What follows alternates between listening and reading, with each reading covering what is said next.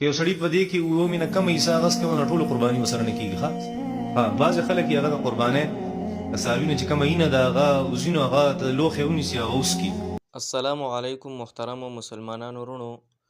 مفتي صاحب ته چا سوال لیکلی دی چې د قربانۍ د څاروي نه کومه وینه راوځي د حلالۍ په ټایم کې نو د هغې وینه څکل څنګه دي.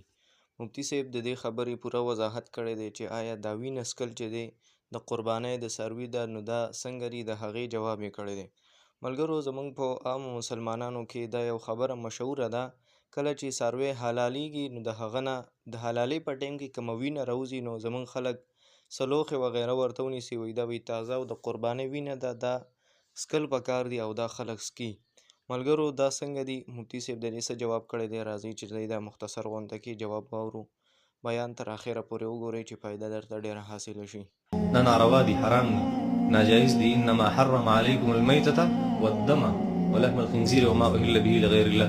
والدم یا الدم المسفوح، کومه اینه چې بېدونکي دا حرامه ده، ناروا ده. البته یو مسله هغه اینه چې هغه په څاروي پسې خصوصا د قصابانو دپاره یا عام سړی هغه هم کله ناکله دا مسله ورته راځي، هغه دا چې کومه اینه بېدونکي دا بېلمازه ده په څاروي نه، که دا په کپړو لګېده دا به اینځي بېلمازه ده او د دې استعمالول څکل وغیره دا هم درست نه دي.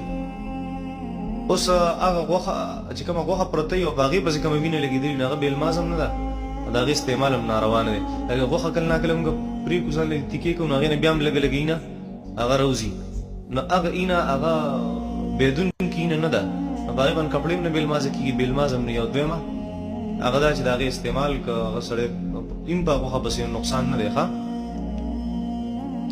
د اووه حصو نه کم حصې په څاروي کې کېدی شي که نه شي کېدی؟ هغه بلکل کېدی شي، خو خبره پکې دا ده، شرط پکې دا دی چې حصه د اووه حصې نه کمه نه وي. لکه یو سړی دا وایي چې یاره ماله پکې اتمه حصه راځي، نو اتمه حصه په څاروي کې نه وي، کوم چې غټ څاروي په هغې کې اووه حصې جوړېږي، لکه غوا ده، غویه ده، میښه ده، نو په دې کې اووه حصې راتلی شي. نو په دې کې که سړی اوومه حصه والي نو درسته ده. که د اوومې نه کمیږي، که یو سړي په دې کې اوومې نه کمه حصه اخیستې وي نو ټولو قرباني ورسره نه کېږي. ښه یاد ساتئ تاسو.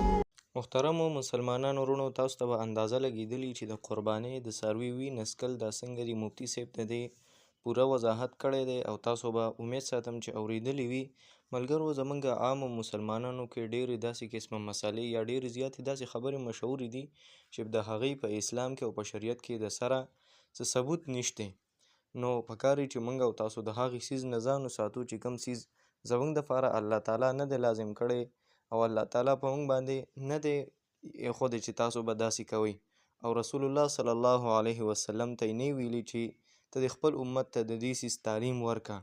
نو ډېرې زیاتې داسې خبرې دي چې هغه موږ عوامو کې مسلمانانو کې مشهورې دي یا د غیرو طریقې دي، رسمونه رواجونه دي، قسمه قسم موقعو باندې لکه زموږ مثال غم ښادۍ کې موږ وګورو، دغه شان نور مختلف قسمه موقع زموږ مسلمانانو باندې راځي، په هغې کې موږ ډېر داسې کارونه کوو چې د هغې څه داسې دغه نشته. انشاءالله چې موقع وخت مناسب سره به تاسو ته د هغې څیزونو وضاحت او د علماء کرامو بیانات تاسو ته میلاویږي.